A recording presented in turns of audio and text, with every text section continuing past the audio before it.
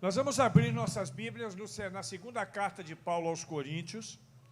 No capítulo de número 2, nós vamos ler do versículo 14 até o capítulo do número 3, no versículo de número 6. Então vamos começar nossa leitura em 2 Coríntios, segunda carta de Paulo aos Coríntios, capítulo 2, versículos 14 até o capítulo 3, versículo 6. Graças, porém, a Deus, que em Cristo sempre nos conduz em triunfo e por meio de nós manifesta em todo lugar a fragrância do seu conhecimento. Porque nós somos para com Deus o bom perfume de Cristo. Repita comigo aí, eu sou o bom perfume de Cristo. Tanto nos que são salvos como os que se perdem. Para estes, cheiro da morte para a morte, para com aqueles, aroma da vida para a vida. Quem, porém, é suficiente para estas coisas? Porque nós não estamos, como tantos outros, mercadejando a palavra de Deus. Antes, em Cristo é que falamos na presença de Deus, com sinceridade e da parte do próprio Deus. Começamos, porventura, outra vez, a recomendar-vos a vós mesmos, ou temos necessidade, como alguns, de cartas de recomendação para vós outros ou de nós? Vós sois a nossa carta, escrita em nosso coração, conhecida e lida por todos os homens, estando já manifestos como carta de Cristo, produzida pelo nosso ministério, escrita não com tinta, mas pelo Espírito de Deus, vivente, não em tábuas de pedra, mas em tábuas de carne, isso é, nos corações. E por intermédio de Cristo é que nós temos tal confiança em Deus. Não que por nós mesmos sejamos capazes de pensar alguma coisa, como se partisse de nós. Pelo contrário, a nossa suficiência vem de Deus, o qual nos habilitou para sermos ministros de uma nova aliança, não da letra, mas do Espírito, porque a letra mata, mas o Espírito vivifica. Glória a Deus pela leitura da sua palavra. Nessa noite eu quero falar do Evangelho na sua essência. Eu não quero gastar tempo nessa noite em navegar por conceitos teológicos profundos, em fazer um passeio em toda a Escritura Sagrada, mas eu quero me deter nesses poucos versículos da Palavra de Deus, onde nós vemos um pouco da essência do Evangelho, da doutrina dos apóstolos. E quando eu penso em doutrina dos apóstolos, é aquela doutrina a qual nós devemos perseverar, segundo o texto que Lucas escreveu lá em Atos capítulo 2, perseverar na doutrina dos apóstolos, ficar firme na doutrina dos apóstolos, e não ficar titubeando de um lado para o outro, levando a nossa fé como se estivéssemos navegando num barquinho que é levado pela água, né? E quando ele vai para a direita, nós vamos para a direita, quando ele vai para a esquerda, nós vamos para a esquerda, se ele balançar, nós balançamos, se ele estagnar, nós estagnamos, nada disso. A nossa fé, ela não pode ser desse jeito, a nossa fé tem que ser firme, na doutrina bíblica, que é a doutrina dos apóstolos, naquilo que a palavra de Deus nos ensina. Isso é base fundamental do Evangelho e do cristianismo. Infelizmente, no decorrer dos séculos, desde quando o Evangelho surgiu, ali no primeiro século, existe uma distorção muito grande. Desde o início, várias seitas se estabeleceram, até hoje muitas se estabelecem ainda, tentando trazer discussões que são inócuas, que não têm sentido, que são verdadeiras fábulas. Os caras conseguem encontrar chifre em cabeça de cavalo. Eu nunca vi um negócio desse. Uma pessoa que chega, por exemplo, e confunde Jesus com Miguel, ele não sabe a diferença entre duas coisas que são básicas no Evangelho de Cristo. Miguel é um anjo e Jesus é Deus. Isso é base do Evangelho de Cristo. E aí você vai dizer, mas Jesus é Deus ou é o Filho de Deus? Jesus é o Deus encarnado. Se Jesus não fosse Deus, o cristianismo não teria sentido. Uma vez eu tive uma discussão com um amigo de uma outra religião, até um coronel da polícia, muito querido, muito amigo meu. E ele é espírita. E eu sempre o respeitei no seu credo, ele sempre me respeitou no meu credo. Inclusive, eu acho que eu contei aqui, uma vez eu o convidei para uma mensagem que eu haveria de pregar numa igreja muito grande no interior do estado do Espírito Santo. E aquele dia eu levei o coronel comigo, falei, vamos lá, coronel, pode ser que você goste. Ele falou, eu vou com você, porque sempre é bom te ouvir. Eu falei, que bom, que legal. Aí ele foi, e eu comecei a pregar sobre o Evangelho, e aquele coronel, eu percebi que ele estava muito feliz, muito satisfeito ali, ouvindo aquelas palavras. E quando terminou a mensagem, ele veio até mim, quase chorando, falou, eu posso te dar um abraço? Falei, pode. E eu senti assim no semblante dele que ele estava bem feliz, né? E eu fiquei feliz também. Eu falei, opa, o Evangelho alcançando seus objetivos. Aí ele me abraçou com muito carinho e falou, olha, eu quero dizer para você que nunca na minha vida eu vi uma mensagem tão espírita quanto essa. Eu tomei um baque, né? Mas, na realidade, existe muita semelhança entre as doutrinas de todas as religiões. E esse mesmo coronel um dia disse para mim que o espiritismo era cristão. E eu disse para ele, olha, meu irmão, muito embora ele tenha alguns princípios cristãos, ele não é cristão. Ele falou, e como é que você pode me provar isso? Eu falei, de uma forma muito simples. Quem é Jesus para vocês? E ele disse, Jesus foi o espírito mais bem-sucedido que já encarnou na terra. Eu falei, pois está aí. Para nós, Jesus é Deus. No cristianismo, Jesus é Deus. Você tira a divindade de Cristo, acabou o cristianismo. E se não tem divindade de Cristo na sua religião, ela é muito parecida com o cristianismo, ela tem até alguns princípios cristãos, mas ela não é cristã. A essência do Evangelho é a doutrina dos apóstolos. Não é doutrina que surgiu anos depois, né? A igreja cristã, ela se tornou oficialmente Igreja Católica Romana 4 séculos depois da igreja ser fundada. Alguns afirmam que a primeira igreja cristã que existiu foi a Igreja Católica. Isso não é verdade. A Igreja Católica, ela surgiu 300 e tantos anos depois da igreja cristã já estar estabelecida, né? Então, ela é uma vertente da igreja cristã. Mas ela vem com outros princípios que são diferentes daqueles que eram praticados lá na igreja, na sua essência, que são as doutrinas dos apóstolos, a qual acabei de falar há pouco. Lucas diz que é para ser preservada, manter-se firme. Algumas outras surgem depois de muitos séculos com novidades. Algumas querem guardar a lei para ser salvo, outras insistem no nome de Deus, outras ainda insistem que a Bíblia não é a palavra de Deus, mas contém a palavra de Deus, e daí por diante. Isso não é a essência do Evangelho. Isso é distorção do Evangelho de Cristo. E nós que somos cristãos raiz, e eu costumo dizer que nós, os batistas, somos cristãos raiz. Nós temos uma visão que tem as suas dificuldades também. Eu não estou dizendo que o batista é o suprassumo do entendimento teológico das Escrituras. Existem algumas questões que são discutíveis, sim, né?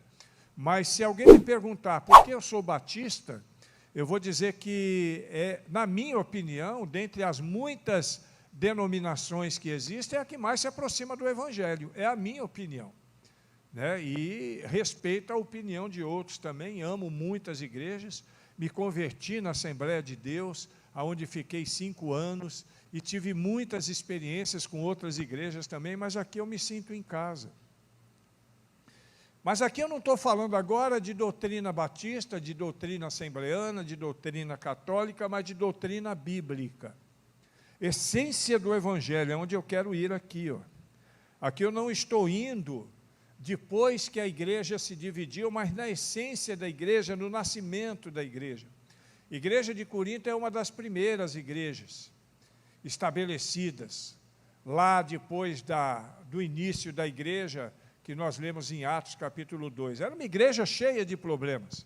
Quando você olha a primeira carta de Paulo aos Coríntios, você vai encontrar muitas dificuldades que aquela igreja sofria, né? E se você olhar com muita atenção, você vai ver que desde o primeiro ao último capítulo da primeira carta de Paulo aos Coríntios, muito embora Paulo seja um bom pastor para aquela turma, um bom doutrinador, ele de vez em quando dá umas puxadas de orelha, porque era uma igreja que tinha suas dificuldades. Já na segunda carta de Paulo aos Coríntios, Paulo já é mais tranquilo, ele já é mais ameno na sua explanação doutrinária, e aqui, nesse início da segunda carta, ele nos ensina algumas lições valiosas que nós queremos aprender, que são bases fundamentais da nossa fé.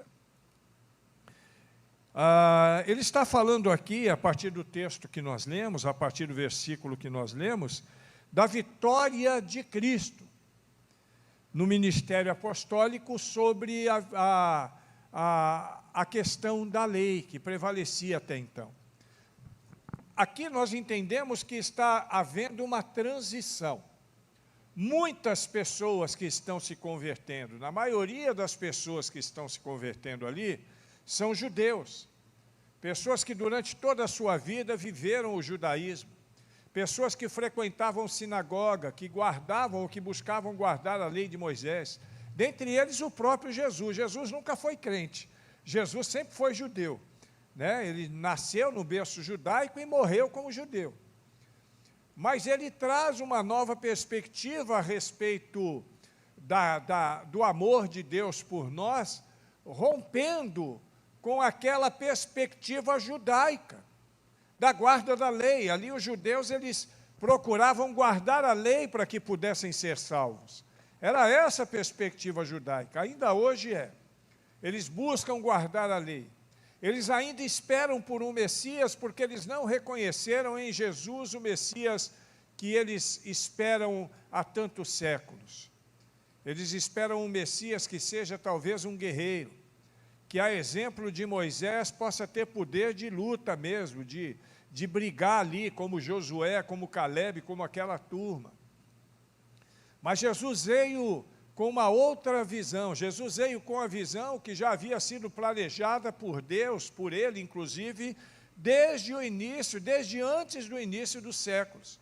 Porque a gente precisa entender uma coisa, irmãos, isso é muito importante. Alguém pergunta, se Deus é perfeito, por que Deus deixou o homem pecar? Né? Deus já havia planejado, já sabia que tudo isso ia acontecer. E o que acontece está dentro do planejamento de Deus, para que o homem possa saber que ele não é nada sem Deus. Para que o homem pudesse aprender que a desobediência afasta-o de Deus.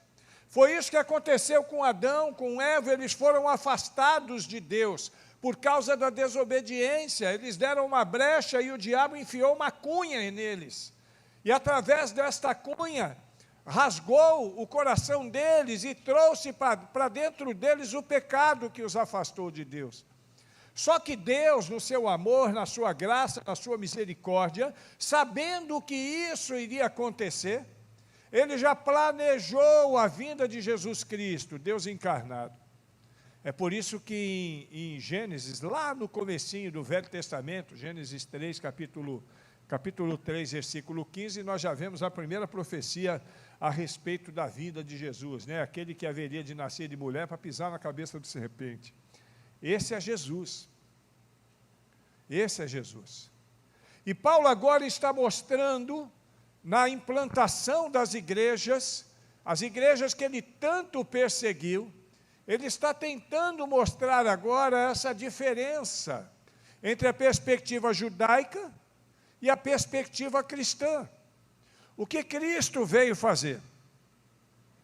E aí ele começa falando aqui, graças, porém, a Deus, que em Cristo sempre nos conduz em triunfo e por meio de nós manifesta em todo lugar a fragrância do seu conhecimento. Ele começa aqui agradecendo por aquilo que Deus está fazendo na vida dele. Isso deve ser um exemplo para todos nós.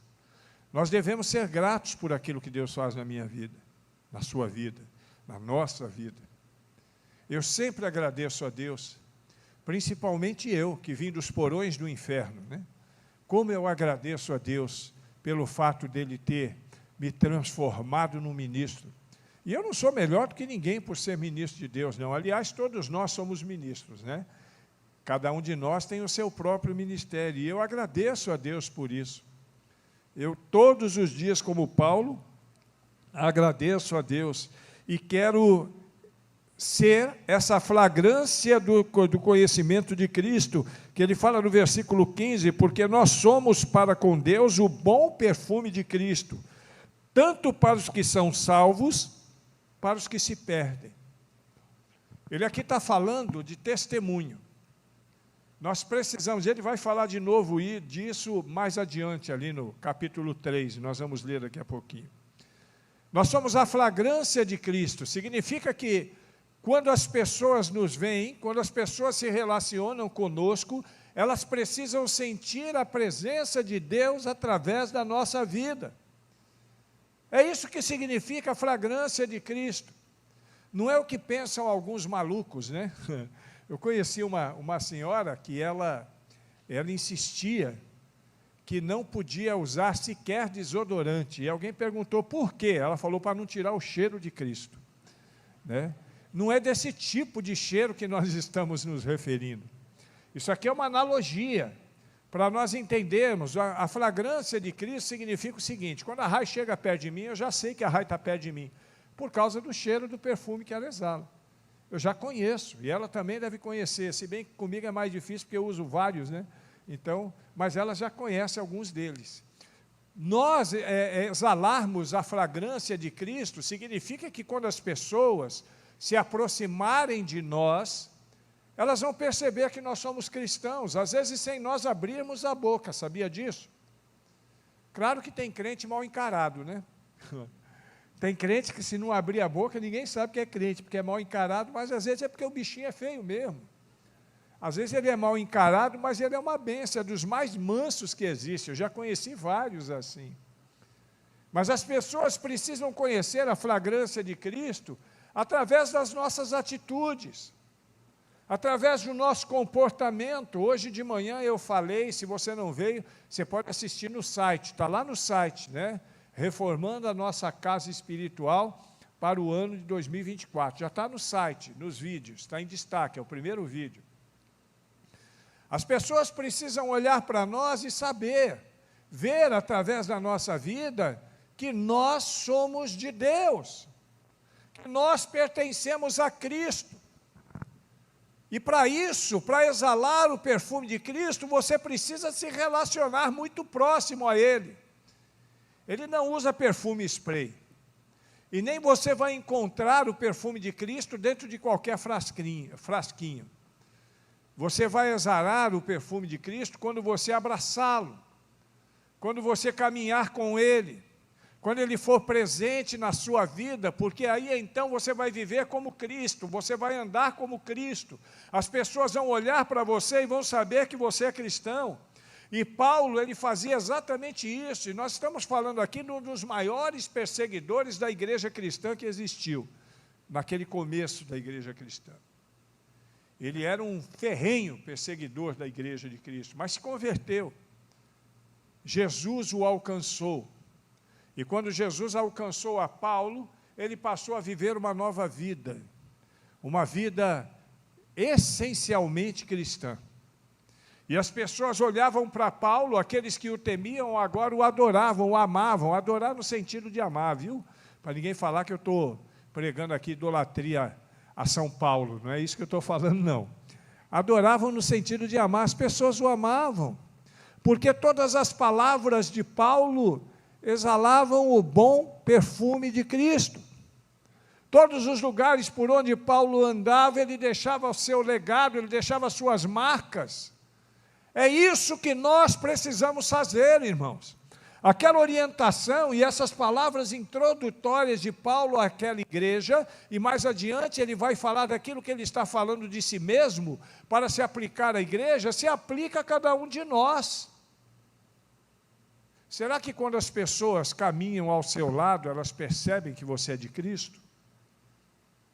Será que as suas palavras são palavras de pessoas que de fato são de Cristo? Como é que você se justifica como cristão? Através de coisas que você faz ou através daquilo que você é? Isso é muito importante, é muito diferente. Tem gente que vai dizer assim, não, eu sou cristão porque eu guardo determinado dia. Isso não quer dizer nada. Uma vez alguém perguntou para mim, pastor, você guarda o sábado? Eu falei, eu guardo. Guardo o sábado, o domingo, a segunda, a terça, a quarta, a quinta e a sexta. Sou crente todo dia. É desse jeito. E o nome de Deus? O nome de Deus é Yahvé, Jeová, ninguém sabe ao certo. Porque na época que se falava o nome de Deus lá no Velho Testamento, nem vogal tinha. E os judeus, eles não ousavam falar o nome de Deus. É por isso que se você pegar uma Bíblia em hebraico, você vai ver quando se refere a Deus, não está escrito Jeová. A palavra Jeová não está escrito em lugar nenhum no original. Está lá IHVH, 4 letras do alfabeto hebraico. 4 consoantes, porque não tinha vogal. Não é essa a marca do cristão, não. A marca do cristão é viver exalando o perfume de Cristo. Essa é a marca do cristão. É viver como Cristo, andar como Cristo andou, viver como Cristo viveu. Pagar o preço, irmãos. E olha que você nem precisa pagar o preço de ir para a cruz, porque isso foi consumado de uma vez por todas. Quando Jesus morreu, ele disse, está consumado, e acabou ali. Isso eu não preciso fazer, nem você. Agora eu tenho que carregar a minha cruz, que não é uma cruz física, ninguém vai meter um prego na minha mão, até porque não ia adiantar de nada também, ninguém vai me pendurar no madeiro ou na cruz, mas eu tenho que carregar a minha cruz, que é pagar o preço, porque para exalar o cheiro de Cristo, você tem que pagar um preço, você tem que ser crente, irmãos, tem que abrir mão de um monte de coisa, e está na hora da gente parar de brincar, de ser crente. E aí aqui está dizendo o seguinte, né? Porque nós somos para com Deus o bom perfume de Cristo, tanto para os que são salvos, como para os que não são, os que se perdem. Aí ele diz, para estes, os que se perdem, cheiro da morte para a morte. Por quê? Porque uma pessoa que não quer o relacionamento com Cristo, ele só tem um destino. E isso cremos nós que somos cristãos. Eu não estou aqui exercendo juízo sobre ninguém, mas a minha fé, e eu tenho direito de professar a minha fé, ela me diz que Jesus é o único caminho que conduz a Deus. Jesus é o caminho, a verdade e a vida, ninguém vem ao Pai senão por mim. Eu tenho esse direito. Então, para estes, eu ser o bom perfume de Cristo vai exalar um cheiro que parece cheiro de morte, porque eles não estão próximos, a não ser que eles se dobrem, a não ser que eles desejem caminhar com Deus. E aí eu não estou dizendo se converter a uma determinada religião, porque cristianismo, eu já falei isso várias vezes e quero falar em alto e bom tom mais uma vez. Cristianismo para mim não é religião, é estilo de vida, é estilo de comportamento, postura, posição no mundo, posição na igreja, na família, posição com Deus. Isso é cristianismo. Então, para aquele cheiro de morte, mas para os que são salvos, aroma de vida para a vida. Aqueles que serão salvos, aqueles que se dobram a Jesus, aqueles que reconhecem Jesus Cristo como Senhor, é vida para a vida. Quer dizer, eu sei que eu não vou morrer, eu tenho essa certeza. Vou morrer fisicamente, um dia, talvez se eu estiver nessa igreja ainda, o meu caixão esteja aqui, e alguém vem pregar e fazer uma mensagem, e depois vai me levar lá para o cemitério e vai me jogar embaixo da terra e já era. Mas você pode ter certeza que no dia que no dia que isso acontecer, quem vai estar dentro do caixão não é o Godói, não. Porque o Godói vai estar com Cristo na glória. E assim todos nós. Porque o mesmo perfume de Cristo nos garante vida eterna. Nós não podemos morrer, a morte não pode nos alcançar de maneira decidida, definitiva. Nós viveremos para sempre.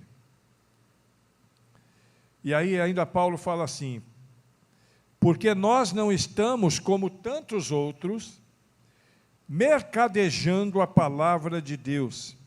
Antes em Cristo é que vos falamos da presença de Deus com sinceridade da parte do próprio Deus. Está vendo? Ele está falando aqui em vender a palavra de Deus.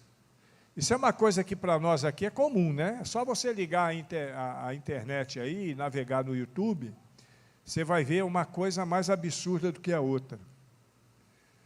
Hoje eu estava até comentando algumas coisas com a Raia, que eu não vou nem falar aqui ao vivo, de alguns malucos desses aí, tentando tirar dinheiro dos... mercadejando a palavra de Deus, vendendo a palavra de Deus. Outro dia eu vi na internet uma pseudo-pastora oferecendo oração. Oração de 1 minuto custa tanto, oração de 5 minutos custa tanto, de 15 minutos custa tanto, mas se você quiser, uma oração de 30 minutos custa tanto.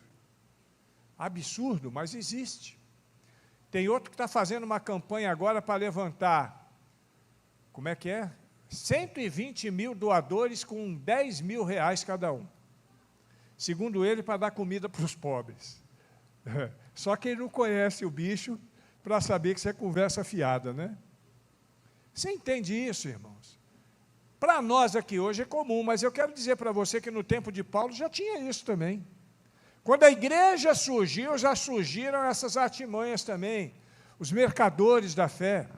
Pessoas que fazem as suas campanhas para levantar dinheiro para a obra, que ninguém sabe que bendita é a obra essa, que ninguém nunca sabe, nunca vê o que acontece com esse dinheiro.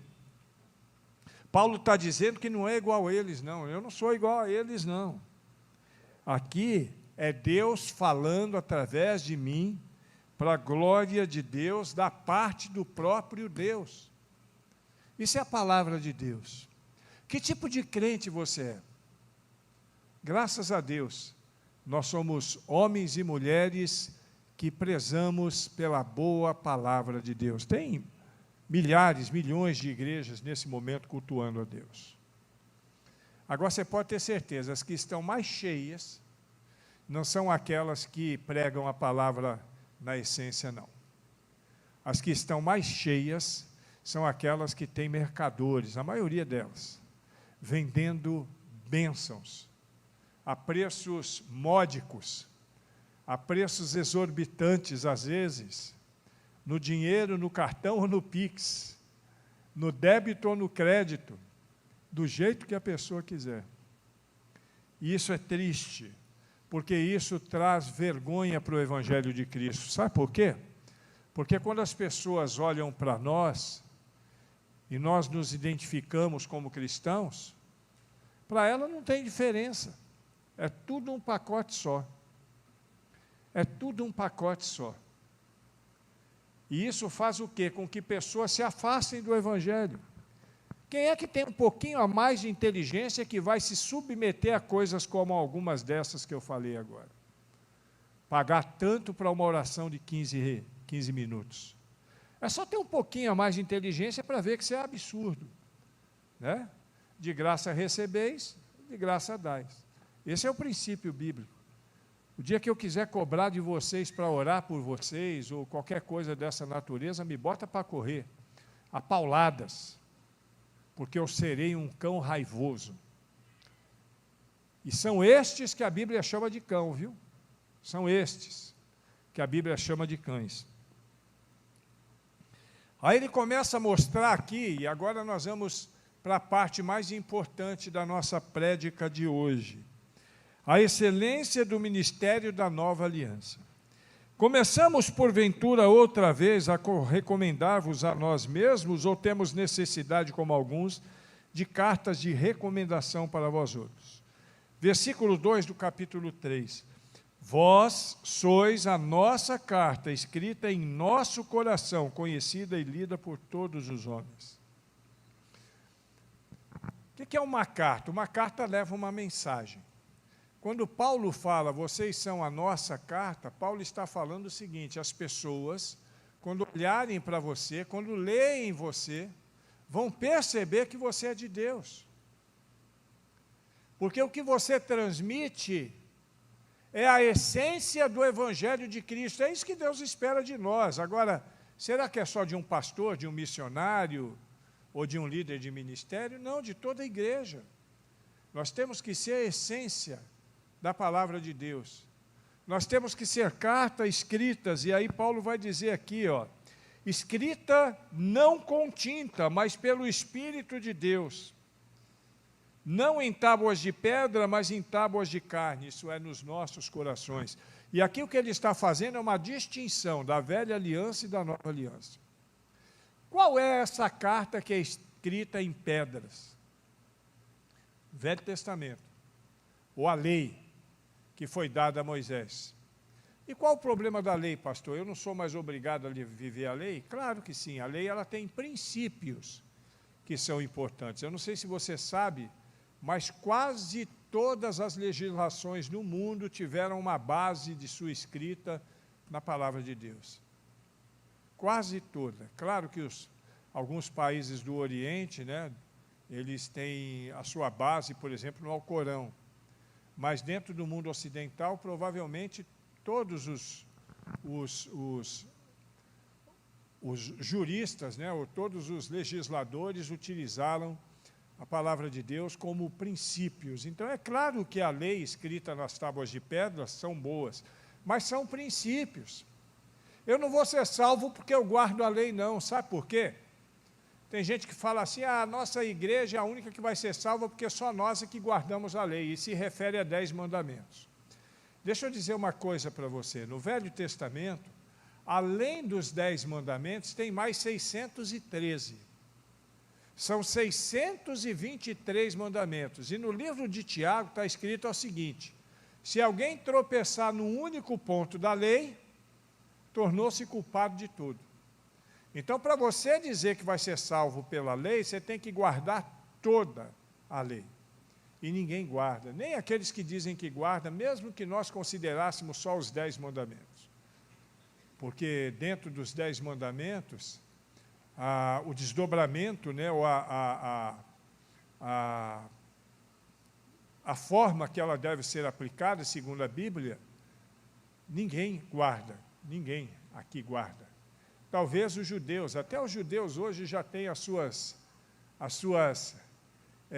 entrelinhas para poder fugir de algumas coisas que diz respeito a isso, né? Você vê que Israel está em guerra, ninguém ouve falar que Israel para de dar tiro nos outros no sábado, né? Você ouve falar isso?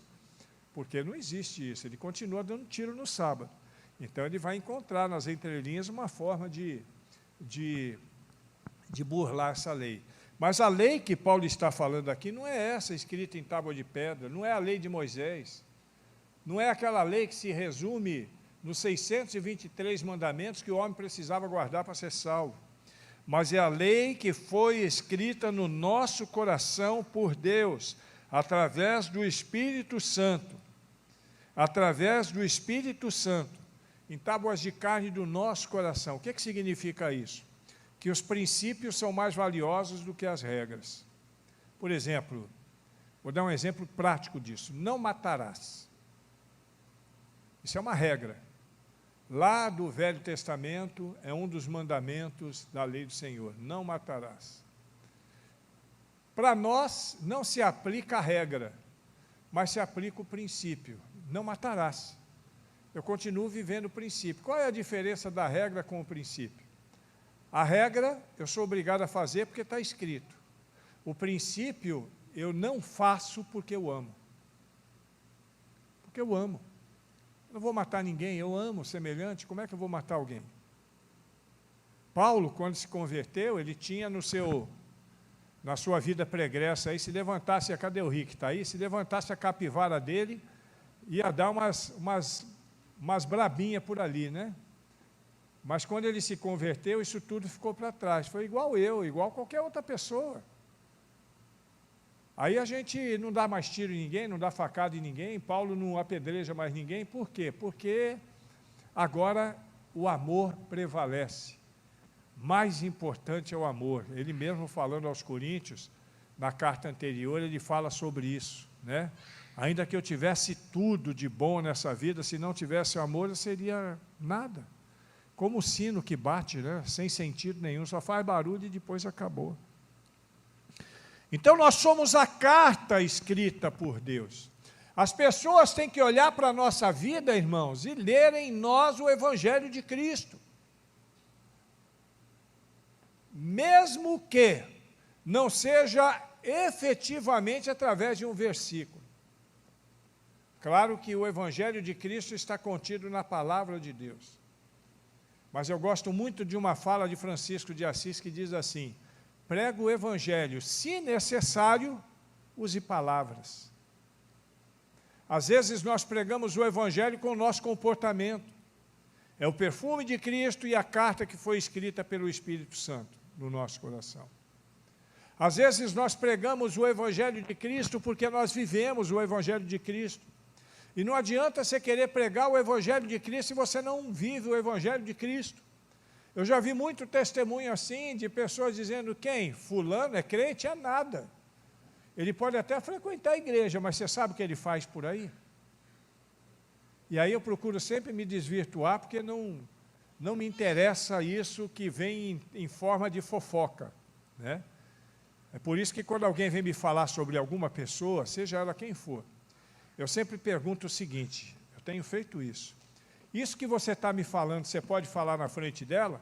Não, pastor, então nem me fala que eu não quero ouvir. Se você não pode falar na frente da pessoa, não me fale. E eu vou dizer isso para você que está aqui me ouvindo.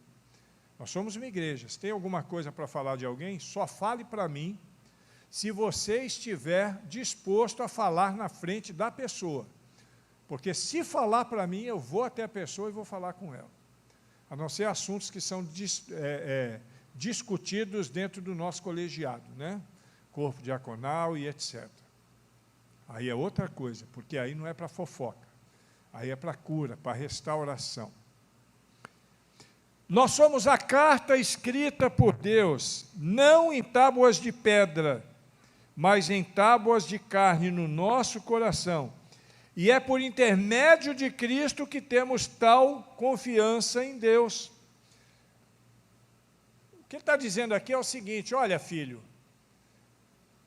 eu sou crente, você olha para mim e vê Cristo em mim, mas não é por causa de mim, é por causa dele. Sabe por quê? Porque mesmo o crente não deixou de ser pecador. Tem ninguém aqui que possa levantar a mão e dizer: eu não sou pecador. Todos nós, desde a concepção, em pecado fomos concebidos. Isso não quer dizer que o ato da concepção, ou o ato que leva à concepção, o ato conjugal, o ato sexual, seja pecado. Né? Tem algumas pessoas que acham que a fruta proibida seja isso. Não tem nada a ver com isso, não. Muito pelo contrário, né? O ato conjugal, a conjunção carnal ali, é uma bênção que Deus deu para nós, para ser exercida dentro do casamento. É assim que nós entendemos. Dentro do casamento, mas é bênção de Deus para a nossa vida.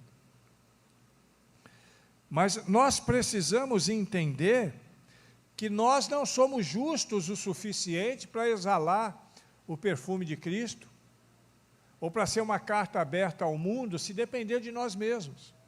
Todos os dias, quando você acordar, meu irmão, olha para o céu e diz assim: agradeço, Senhor, porque nessa manhã a tua misericórdia se renovou sobre a minha vida. Essa tem que ser a nossa oração, todos os dias. Entender que se não for a misericórdia de Deus, nós seremos consumidos. Não é isso que diz a Bíblia? Que as misericórdias do Senhor são a razão de não sermos consumidos? E o que é misericórdia? Misericórdia é não receber aquilo que você merece receber. Porque pela justiça de Deus, nós merecíamos a morte. Mas a misericórdia de Deus faz com que a graça surja no meio de nós e desta maneira nós temos a vida em Cristo Jesus. Não que por nós mesmos sejamos capazes de pensar alguma coisa como se partisse de nós, pelo contrário, a nossa suficiência vem de Deus, é isso que eu estou dizendo. O próprio Paulo, que é considerado o apóstolo dos gentios, o maior missionário de todos os tempos, não existe missionário, à exceção de Jesus Cristo, que tenha sido mais eficaz, mais eficiente do que Paulo. Paulo viveu numa época em que cristão era jogado nas arenas, era apedrejado, tinha a cabeça cortada, era transpassado por espada, era pendurado numa cruz. Ele viveu, foi nessa época. E ele foi quem mais abriu igreja naquele contexto, no início da igreja. Ele teve coragem de sair do cercadinho da Judéia para ir lá para a Ásia Menor e abrir um monte de igreja. Paulo é um exemplo vivo para nós. E apesar disso, apesar de ser um grande doutrinador, de toda a palavra de Deus, o que nos ensina a doutrina não é o livro de Atos, não é o livro, os evangelhos de Jesus Cristo, e nem tampouco o Apocalipse. O que nos ensina a doutrina são as cartas, das quais 13 foram escritas por Paulo. Alguns vão dizer que foram 14, né? Porque vão considerar também a carta de Hebreus como sendo escrita por Paulo. Eu, particularmente, até acho que foi, né? Mas a gente não pode dizer isso, não existe base teológica para poder fundamentar essa afirmação. Mas ele está dizendo que, apesar de tudo aquilo que ele fez, aquilo não era dele, não foi dele, não veio dele, né? Pelo contrário, ele diz, toda a minha suficiência, diz ele, vem de Deus. O dia que nós aprendermos a confiar em Deus, o dia que nós aprendermos a colocar diante de Deus as nossas ações, e agirmos segundo os princípios de Deus, aí a nossa vida vai mudar, a vida dessa igreja vai mudar. A vida da igreja de Cristo vai mudar. O grande problema é que hoje nós estamos com igrejas cheias de crentes vazios. Essa é uma realidade. Tem muita igreja cheia de crente vazio. Crente que não tem compromisso com Deus. Crente que não tem compromisso com o Evangelho. Crente que não tem compromisso com suas igrejas. Crentes que têm compromisso com a tradição. Ah, eu sou crente porque minha mãe era crente, meu avô era crente, meu bisavô era crente, e daí, meu irmão? Diante de Deus, cada um vai responder por si, não é assim, filho? Diante de Deus, cada um vai responder por si. A igreja, repito de novo, a igreja está cheia de pessoas vazias. Porque tem muita gente que só é crente por causa da religiosidade. E aí é só uma questão de opção. Se for só religiosidade, é só uma questão de opção. E na igreja batista, e na presbiteriana, e na metodista, e na assembleia, né, e na Deus em Amor, é só uma questão de opção. Aliás, é até bom para alguns desses aí, que eles gostam de ficar passeando mesmo.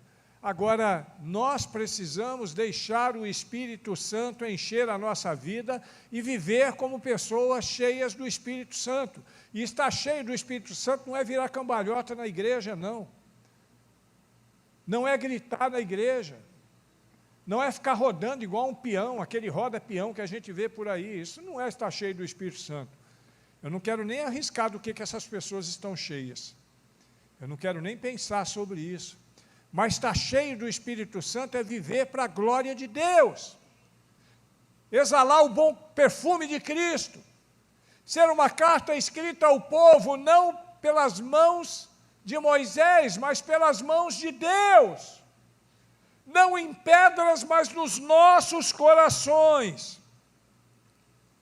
E aí ele fecha o nosso texto aqui dizendo o seguinte: o qual, se referindo a Deus, nos habilitou para sermos ministros de uma nova aliança. Não da letra, mas do Espírito. Porque a letra mata, mas o Espírito vivifica. E aí eu vou agora para esse texto aí, Dessas igrejas que são malucas que eu falei, tem uma que diz que a letra mata aqui é para a pessoa não estudar muito. Porque a letra mata, é para a pessoa não ler muito. Eu já ouvi isso recentemente, de um líder de uma igreja. Não, a letra mata, pastor, não precisa ficar estudando, não, lendo. Deixa o Espírito Santo revelar. E aí o Espírito Santo revela do jeito que eles entendem que deve revelar. Só que a letra que está se referindo aqui, a letra que mata, é aquela letra escrita em tábuas de pedra. Por que essa letra mata, irmãos? Porque para ter vida, através daquelas letras escritas em tábuas de pedra, que é a antiga aliança, para ter vida tem que guardar toda a lei. E quem até hoje, além de Jesus Cristo, guardou toda a lei? A Bíblia diz que Deus olhou dos céus e viu uma meia dúzia de justos, não é isso? 2?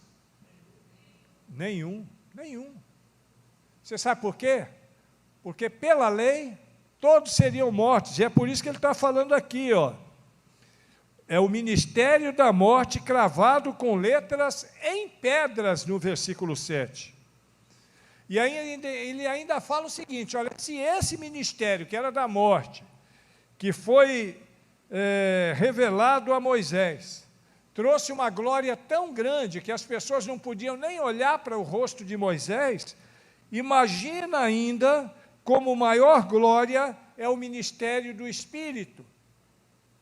Porque a luz que encandece a nossa vida hoje, nós que somos crentes em Jesus Cristo, é a lei do Espírito Santo de Deus. É a luz do Espírito Santo de Deus.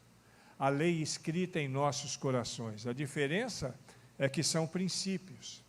Princípios que nós buscamos viver. Eu não quero ser religioso, irmãos. Aliás, eu sempre fui religioso e nunca gostei de ser religioso. Hoje mesmo estava conversando com um pastor amigo meu, lá de Nazaré das Farinhas. Quem conhece Nazaré das Farinhas? Aí eu estava falando de Nazaré das Farinhas, eu falei, olha, há uns 40 anos atrás, eu frequentava Nazaré das Farinhas.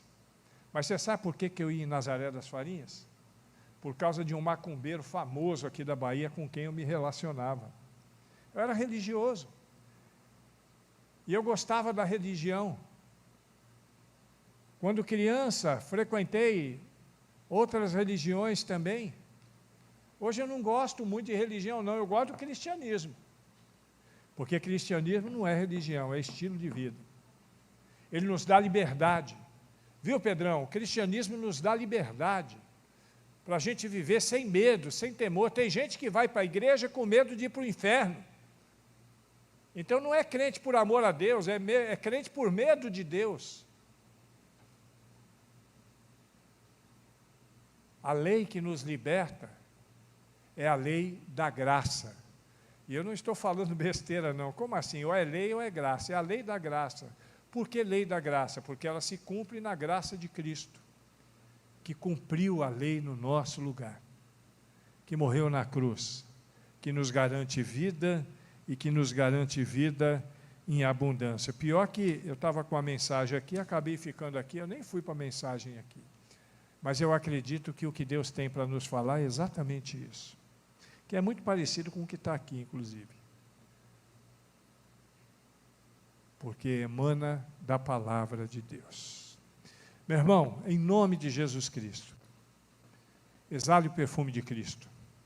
Você não vai encontrar na Boticário, não. Nem na Natura. Você não vai encontrar no supermercado. Você não vai encontrar em religião nenhuma. Porque Cristo, Ele é acima das religiões. Ele transcende o religioso. Cristo está aqui agora. Mas Ele não está aqui porque esse espaço físico é a casa de Deus. Eu sempre falo isso aqui. Esse espaço físico não é a casa de Deus. Nós somos morada de Deus. E Ele está aqui agora porque a igreja reunida transforma esse espaço no espaço santo. Porque a presença de Deus está no meio de nós. E o que nós precisamos, em nome de Jesus Cristo, é viver intensamente o Evangelho de Cristo. Viver todos os dias, irmãos. Viver todos os dias. Precisamos ser uma igreja cheia, de crentes cheios. Cheios da graça, cheios do poder, cheios da autoridade. Cheios de misericórdia, cheios de compaixão, cheios de amor. É isso que precisamos ser. Não podemos ser uma igreja cheia de pessoas vazias, porque isso não significa muita coisa para Deus. Fica de pé, por favor.